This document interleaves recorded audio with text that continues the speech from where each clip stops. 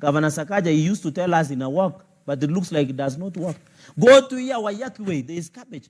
Go here, club around about, there is cabbage. Everywhere you drive in this Nairobi, there is cabbage. And I want to thank the president for coming to rescue Nairobi by injecting 8 billion. Because Nairobi should look like a capital city among the cities in the world, Madam Speaker.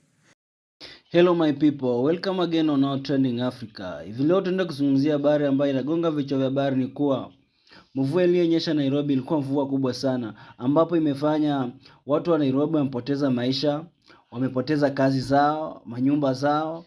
Mvua ilijaa katika Nairobi, area zote, hakuna pa kutembelea, hakuna pa kusimama. Maji litapaa kila sehemu. Magari zilibebwa, ambapo watu walikuwa katika magari, wengine walikufa, walifariki, na biashara mingi zilibebwa na maji, manyumba zikabebwa ziliokuwa karibu na mto. Wacha tuone jinsi ilivyokuwa.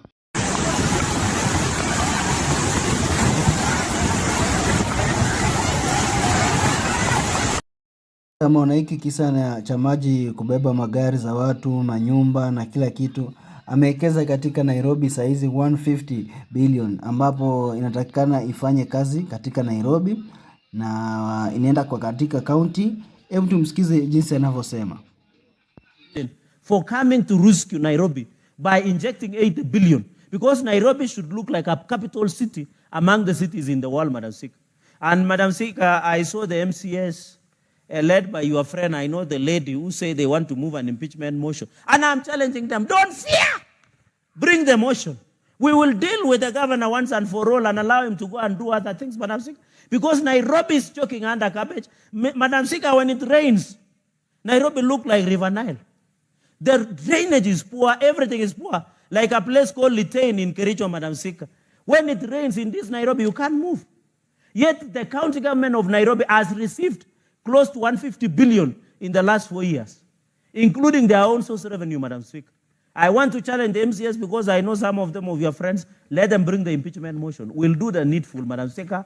Allow people who are incompetent to go home and allow Kenyans to do other things. Even farm rent, Madam Speaker, we rent expensively. Kwenye Citizen TV na leo anahojiwa na Jeff Koinange kuhusu mambo yaliyotokea Friday. Hebu tumsikize jinsi anavyosema na maswali gani ambayo anamuuliza. I was driving home Friday night, It was pouring, it was pissing down with rain. Very heavy, the heaviest rainfall in a lot. I got home at midnight. Yeah. 8 kilometers. I got home at midnight.